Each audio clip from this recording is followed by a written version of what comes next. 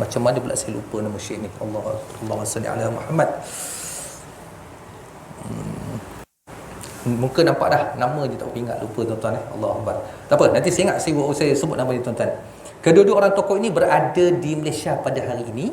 Dan kalau ikutkan petang ini ada jilsah di Masjid Putrajaya petang ni, sekarang sedang berlangsung.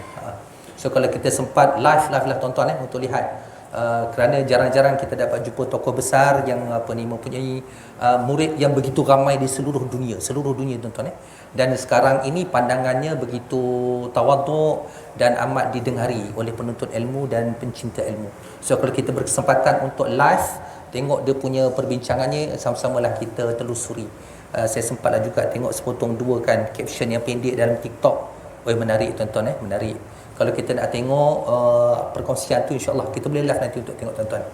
Okey, saya sambung tuan-tuan. Di samping itu, mengenali tokoh ulama sudah pasti menambahkan lagi minat kepada karyanya, dan sifat ini mengikuti jejak langkah mereka, khususnya dalam penyebaran ilmu dan dakwah, serta ketekunan mereka dalam menggali dan mengkaji lautan ilmu yang amat luas. Kalau kita lihat ulama-ulama terdahulu ini, mereka tidak pernah berhenti untuk belajar. Kan? Kalau kita baca nanti sejarah Imam Syafi'i, dia belajar, ya Allah, kita akan rasa begitu kerdilnya kita. Kerana Imam Syafi'i start belajar daripada usia di bawah 5 tahun. Dia dah start belajar dah tuan-tuan. Kan, mengembara, cari ilmu kan. Dia ada pandangan yang cukup berbeza. Pandangan fiqhnya ketika dia berada di Baghdad, kemudian berubah pandangan itu bila dia berada di Mesir. Itu pandangan fiqh yang begitu masyhur untuk Imam Syafi'i sahaja. Begitu juga dengan ulama-ulama yang lain. Kalau kita lihat kan, minggu lepas saya ada sebut tentang Imam Bukhari. Dia bukannya keturunan Arab tuan-tuan dan puan-puan, datang daripada Bukhara kan, dekat dengan Khurasan sana. Dia bukan keturunan Arab, tapi menekuni dan mempelajari bahasa Arab dengan begitu baik sekali. Dan dia merupakan seorang perawi hadis yang kita pegang sekarang ni, hadis yang dirawikan oleh dia, maksudnya dikumpul oleh dia, disampaikan oleh dia dalam kitabnya yang begitu masyhur, Fathul Bari. Kitab ni namanya Fathul Bari. Boleh tengok tuan-tuan begitu besar dia punya mujalladat, susunan hadis-hadis yang ada dalam itu, dan menjadi rujukan utama selepas Al-Quran. Dahsyat menjadi rujukan utama selepas Al-Quran. Hadis yang dikumpulkan oleh siapa? Oleh Imam Bukhari. Itu kalau kita nak lihat kitab dia tuan-tuan. Di sini suka disertakan terjemahan biodata pengarang-pengarang kitab ini. Okey, yang pertama, insya-Allah kita akan berkenalan dengan Syekh Dr. Mustafa Al-Khin. Dr. Mustafa Al-Khin. Nama sebenarnya ialah Mustafa bin Said bin Mahmud Al-Khin Al-Syafi'i Al-Midani Al-Dimashqi. Dikatakan Al-Khin antara keluarga yang berpengaruh dan besar pada zaman dahulu. Beliau dilahirkan pada tahun 1922 Masihi. Mula mempelajari ilmu daripada tokoh ulama pada masa itu, dan antaranya yang paling terkenal ialah Al-Allamah Muhammad Hasan Haban Nakah, yang dianggap sebagai murabbi dan banyak mempengaruhi kehidupan Syekh. Beliau mempelajari banyak ilmu daripada gurunya ini, khususnya di Masjid Manja. Ada beberapa perkara yang menarik untuk kita lihat secara detail. Yang pertama, Mustafa bin Said bin Mahmud Al-Khin Al-Syafi'i Al-Midani Al-Dimashqi. Kat ujung tu nama tempat dia sebenarnya. Al-Syafi'i merujuk kepada Imam Syafi'i. Maksudnya dari sudut manhaj yang dipegang itu bermazhab Syafi'i. Okey, Al-Midani Ad-Dimashqi. Dimashqi ni Damsyik sekarang ni tuan-tuan yang sedang bergolak. Maksudnya Syria, bumi Syria sekarang ini. Kalau macam saya ni, kalau saya nak lakopkan letak di hujung nama saya mungkin boleh kot Al-Mafraqi Al-Urduni. Macam tu kan menjadi Al-Mafraqi, nama tempat di mana saya belajar tuan-tuan Mafraq. Kemudian Al-Mafraqi Al-Urduni, negaranya adalah Jordan. Kemudian kalau nak lakopkan pula kepada keturunan pemerintah yang ada di Jordan, Al-Hashimi. Wah, masya-Allah kan. Lepas tu kan bubuh di ujung tu Al-Mahdi. Kalau buat macam tu tuan-tuan, alamatnya sesatlah saya tuan-tuan So kena hati-hati kalau orang nama tu dia bersambung, kena tengok juga apa tujuannya. Sebelum kelima namanya Yusni Muhammad Ishaq. Bila dah glamour, tulis pula Al-Jawi, pasal orang Jawa. Lepas tu berubah pula Syafi'i, kata ni apa ni, mazhab Imam Syafi'i. Kemudian sebut pula Al-Mafraqi, belajar di Mafraq, tak glamour tempat tu tuan. Sebut Al-Urduni, oh Jordan pun tak glamour tuan-tuan, nak bagi glamour Al-Hashimi, oh macam ada keturunan Nabi kan. Lepas tu nak angkat lagi martabat, bubuh kat ujung tu Al-Mahdi. Siaplah lepas tu. Itu maksud dia tanda-tanda awal lah tu kan, nak tuju ke arah kesesatan. Itu contoh tuan-tuan, contoh. Berlaku zaman sekarang ni. Bila orang nak cari pengaruh, dia mula akan masukkan, dia akan susun satu.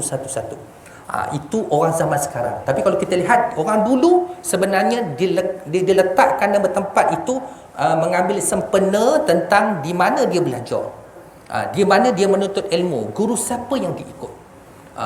Dikatakan ada riwayat menyebutkan bila seseorang itu menekuni sesuatu tempat, mempelajari sesuatu dengan seorang guru, maka dia boleh ambil sedikit lakap nama tempat tu dan letakkan pada hujung namanya.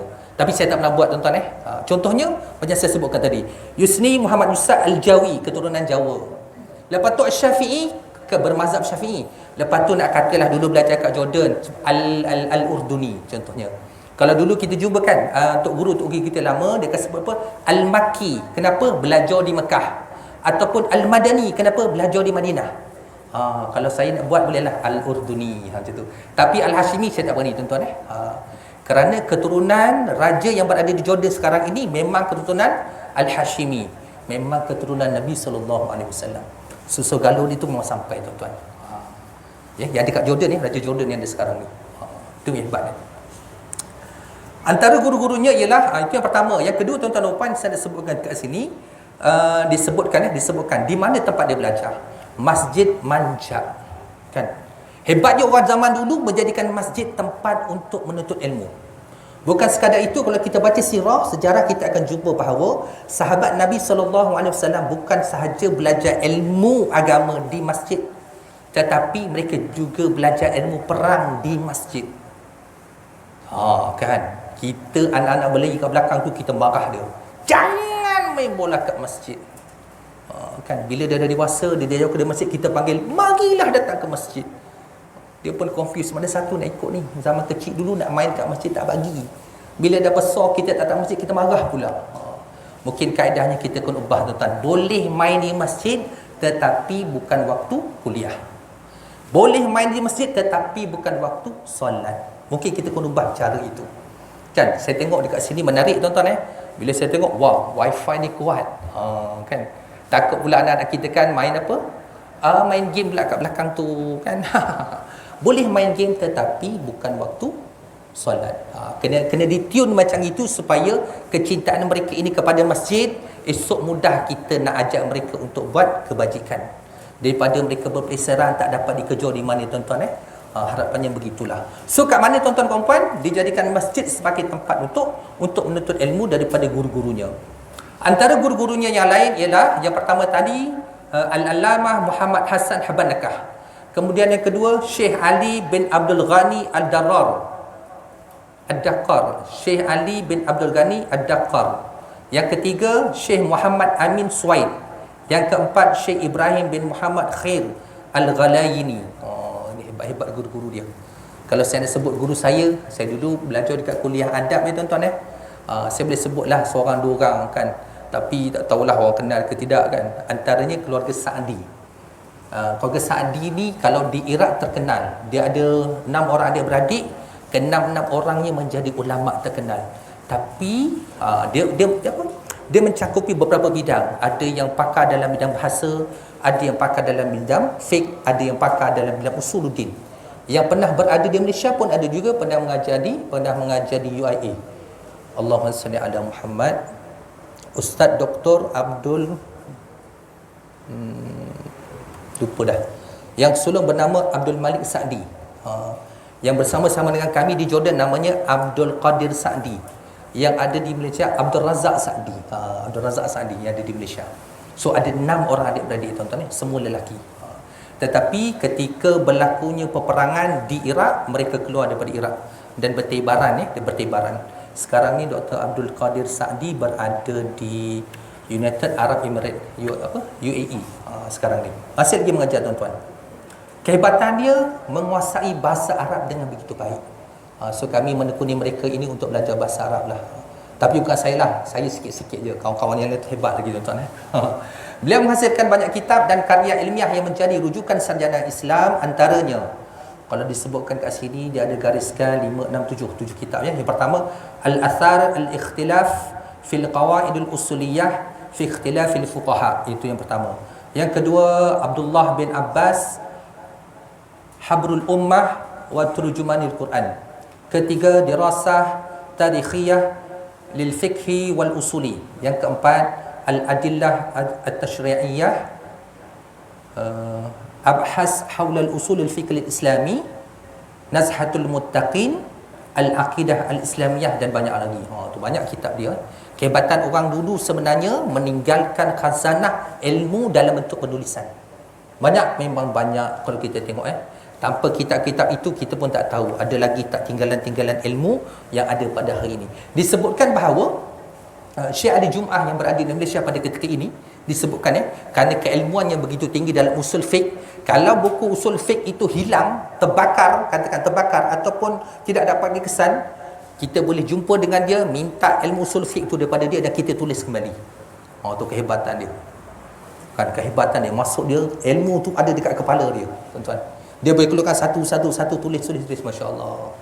Kan, saya dengar salah satu daripada ceramah tu dekat TikTok tu, tuan-tuan puan, bila ditanya oleh para mufti yang ada di Malaysia ni dan pada ulama Malaysia, dia duduk kat depan tu, dia jawab tu, tuan-tuan puan, kita rasa macam ya Allah kerdilnya kita dengan ilmu yang dia ada. Allahu akbar. Begitu juga si Hafiz baru ingat yang seorang lagi ni si Hafiz. Okey, daripada Tarim. Syekh Dr. Mustafa mengajar di banyak negara dan universiti. Di samping itu menyelia banyak tesis PhD dan master. Antara universiti yang pernah diajarnya adalah Universiti Dimashq, Universiti Imam Muhammad bin Saud di Saudi, Universiti Ummul Darman, Universiti Ulum Al-Islamiyah, dan lain-lain lagi. Antara ulama yang seangkatan dengannya ialah seperti Syekh Sadiq Haban Nakah, Syekh Abdul Rahman Haban Nakah, Syekh Muhammad Said Ramadan Al-Buti, dan lain-lain. Beliau meninggal dunia pada tahun 2008.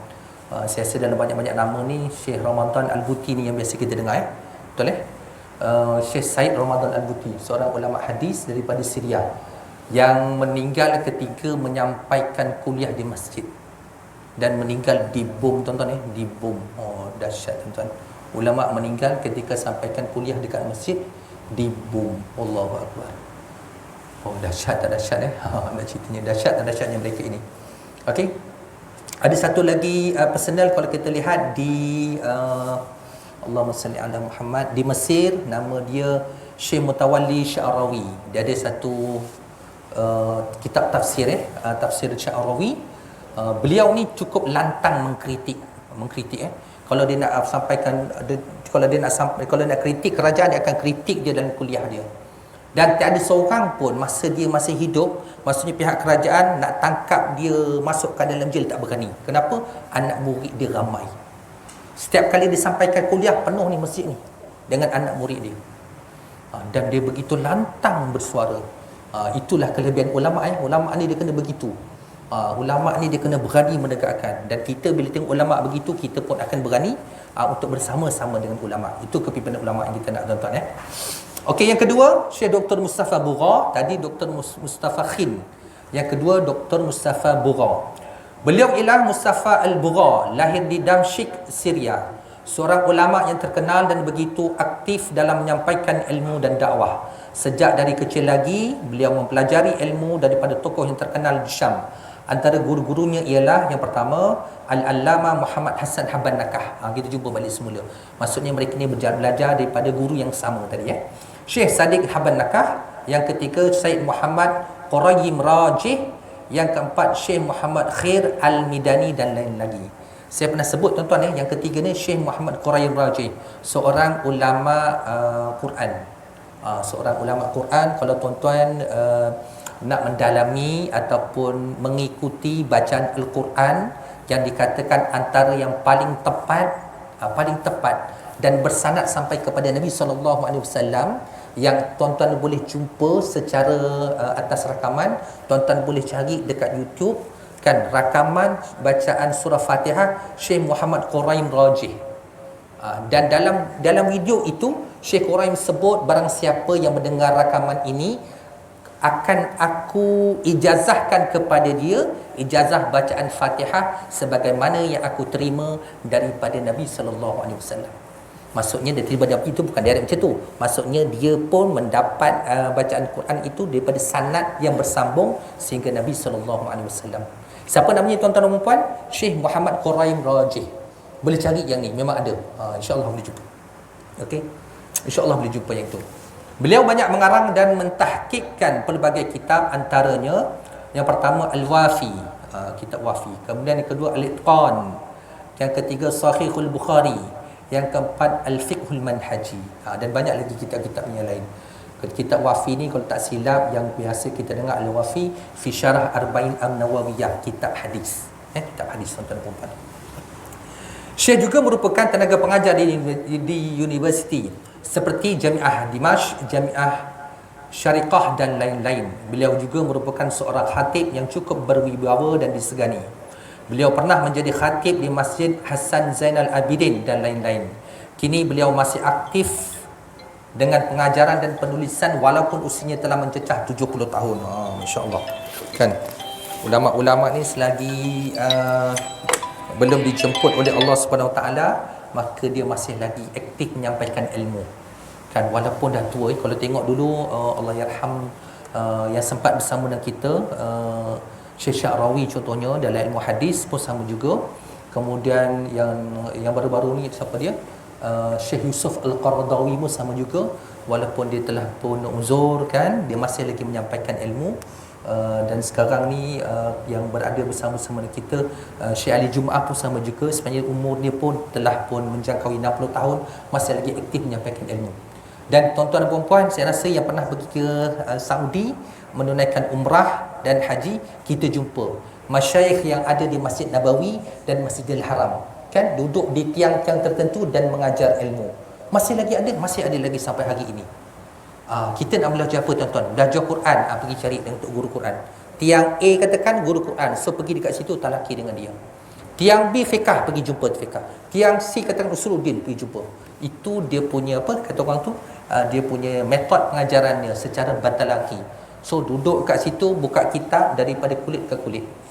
So anak murid akan baca matan hadis, matan kitab, tok guru akan syarahkan dia.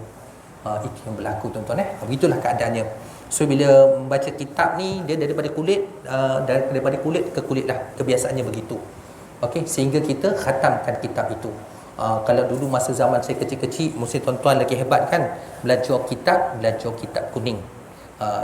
Tapi tak kuning pun, kadang-kadang kulitnya berwarna hijau, tapi kita namakan kitab kuning. Pasal cetakan dalam tu kertasnya berwarna kuning tuan-tuan. Kan? Yang itulah kita baca tulisannya bahasa Bahasa Jawi. Kalau nak baca kena dibariskan, kalau tak bunyi. Bawau mim bom, bukan bumi.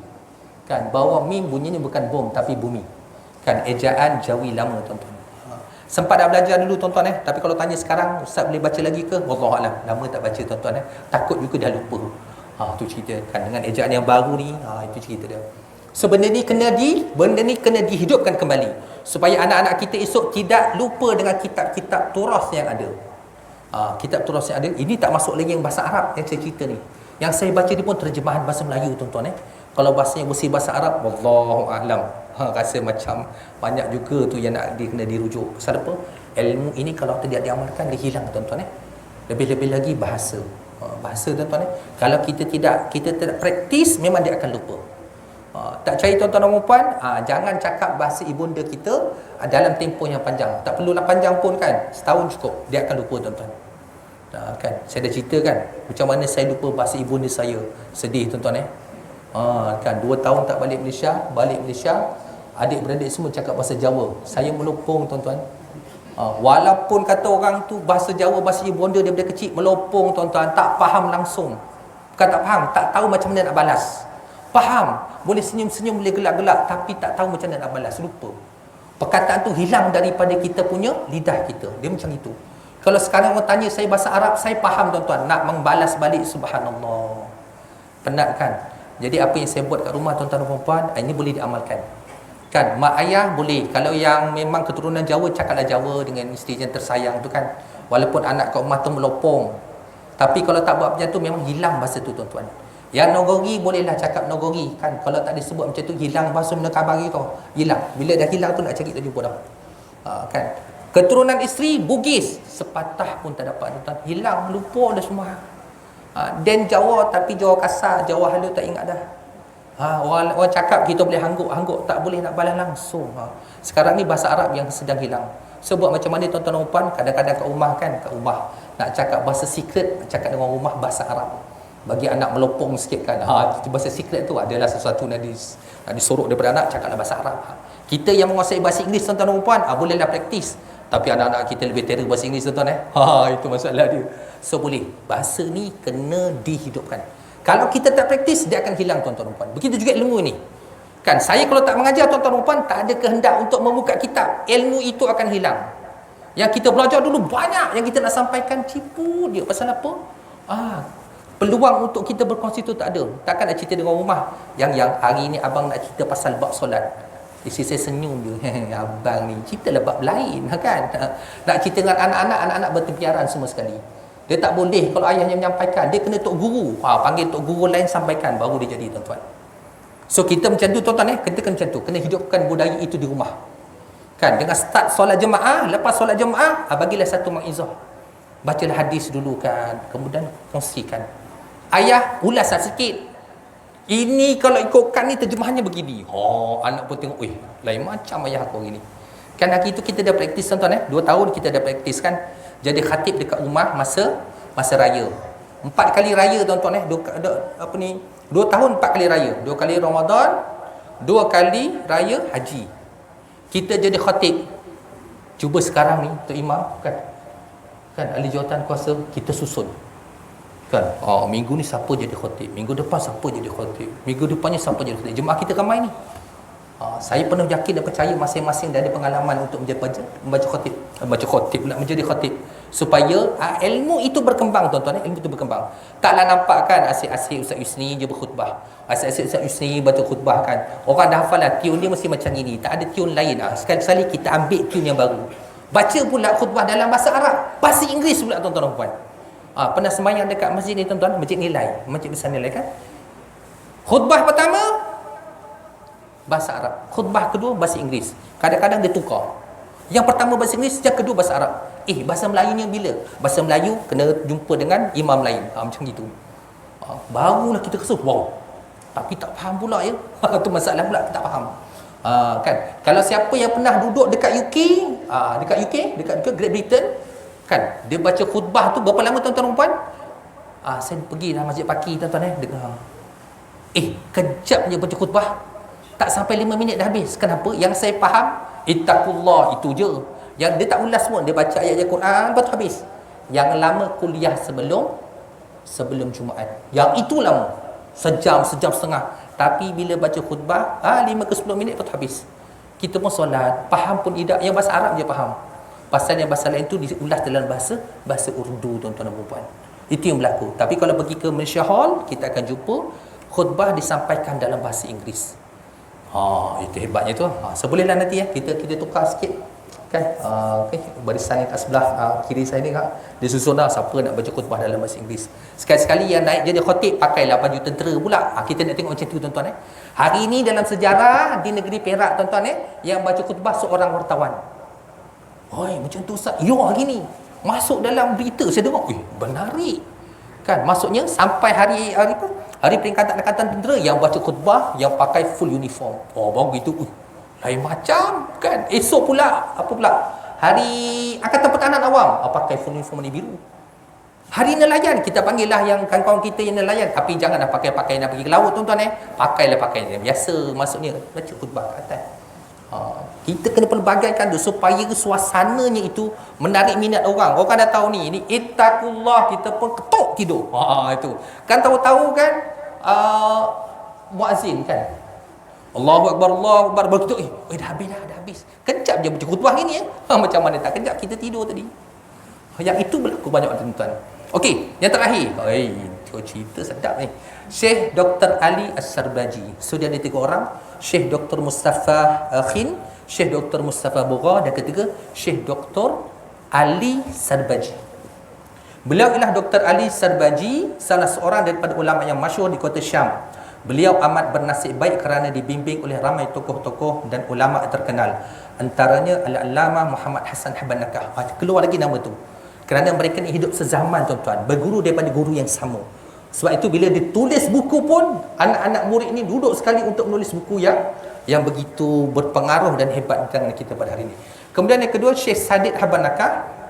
Ketika Syekh Muhammad Quraim Rajih, Syekh Muhammad Khair, Syekh Husin Khattab, Syekh Mustafa Khin, Syekh Said Ramadan Al-Buti.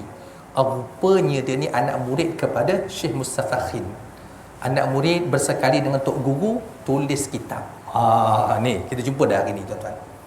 Beliau juga menghasilkan banyak kitab dan karya, sama ada yang bersama gurunya atau dirinya sendiri. Antaranya Tafsir Al-Bashir dan Al-Fiqhul Manhaji, dan banyak lagi. Ramai ulama dan guru-gurunya memuji beliau kerana kesungguhan dalam menuntut ilmu, di samping berkarya dan mengajar ilmu, menjawat jawatan sebagai pensyarah di Universiti Dimashq, Universiti Ulum Islamiyah dan lain-lain. Sekarang ini beliau masih lagi bergiat aktif dalam pengajaran dan penulisan karya ilmiah. Satu pesanan yang masih saya ingat tuan-tuan dan puan-puan daripada seorang guru saya, Ustaz Dr. Anis. Tak ingatlah Muhammad Anis apa tak ke ujung tu tuan, berasal daripada Syria. Dia ni tuan-tuan dan puan-puan belajar daripada pondok asalnya. Memondoklah, baca kitab secara bertalaki daripada guru dia. Bila dia dah khatam dengan seorang sahabat dia, tok guru dia pesan, Anis dan seorang sahabat, saya lupa nama dia, Muhammad ke siapa nama dia. Dia sebut, jangan berhenti setakat ini. Keperluan dunia pada hari ini perlukan antum kamu berdua ni untuk cari syahadah. Kena cari sijil, dia kata. Keperluan ketika ini, dia kata, kena cari sijil. Jadi mereka berdua ni berkelana. Yang Anis ni, Muhammad Said Anis ni, pergilah sama belajar ke peringkat PhD. Tapi si kawan ni berhenti dan buka jadi guru biasa. Bila jadi guru bahasa, tak dapat sambutan, lama-lama dia berhenti tuan-tuan, hilang ilmunya. Tapi yang seorang lagi, Muhammad Sami Anis ni, kami jumpa dekat Universiti Alul Bait Jordan, mengajar hadis. Allah seorang yang alim tuan-tuan, daripada Syria. Kalau kita jumpa untuk guru kita daripada Syria ni, satu benda lah yang menunjukkan mereka ini daripada sana, cara mereka memakai serban. Cara mereka pakai serban dan cara mereka berjubah tu berbeza. Sebenarnya di negara Arab ni, dia dibezakan dengan kaedah dan cara pakaian mereka berbeza-beza. Kalau tuan-tuan nampak kan, kalau di kawasan Teluk, biasanya kita akan jumpa yang pakai jubah tak ada collar ni tuan-tuan. Contohnya macam di Allahumma salli di Oman kan, dia memang tak ada apa, tak ada dia panggil apa ni, tak ada collar lah, tak ada collar. Yang itu biasa jumpa di kawasan Teluk. Tapi kalau di Allahumma salli ala Muhammad, kalau di Iraq, di Iran, memang kita akan cuba yang semua yang pakai yang tebal-tebal. Mungkin disebabkan cuaca kat sana ada 4 musim. Kan, berbanding dengan di kawasan Teluk kan, cuacanya panas sepanjang tahun. Itu juga memberikan faktor yang besar. Alhamdulillah tuan-tuan dan puan, kita sempat menghabiskan 2 datang untuk ketiga orang penulis kitab ini. Alhamdulillah selesai. So lepas ni kita nak baca apa tuan-tuan? Kita nak baca biografi Imam Syafi'i. Okey, serta fiqahnya. Lepas tu kita akan masuk terus perbincangan tentang fiqh Syafi'i insya-Allah. Wallahu a'lam bissawab. Alhamdulillah. Takut juga tak sempat kan. Banyak sangat ni. Banyak sangat dia punya apa? Iklan dia banyak sangat ni. Alhamdulillah, a'udzubillahi minasyaitanir rajim. Bismillahirrahmanirrahim. Alhamdulillahirabbil alamin wassalatu wassalamu ala asyrafil anbiya'i wal mursalin wa ala alihi wa ashabihi ajmain. Allahumma faqihna fid din wa 'allimna ta'wil wahdina ila siratal mustaqim. Allahumma rabbana hab lana min azwajina wa dhurriyyatina qurrata a'yun waj'alna lil muttaqina imama. Allahumma khtim lana bi husnil khatimah wa la takhtim alaina ya Allah bi su'il khatimah. Rabbana zalamna anfusana wa illam taghfir lana wa tarhamna lanakunanna minal khasirin. Rabbana atina fid dunya hasanatan wa fil akhirati hasanatan wa qina adzaban nar. Wa sallallahu ala sayidina Muhammad wa ala alihi wa sahbihi baraka wa sallam. Walhamdulillahi rabbil alamin. Bismillahirrahmanirrahim. Wal 'asri innal insana lafi khusr illa alladhina amanu wa 'amilus solihat wa tawassaw bil haqq wa tawassaw bis sabr. Subhanakallahumma wa bihamdika asyhadu an la ilaha illa anta astaghfiruka wa atubu ilaik. Wassalamu alaikum warahmatullahi wabarakatuh.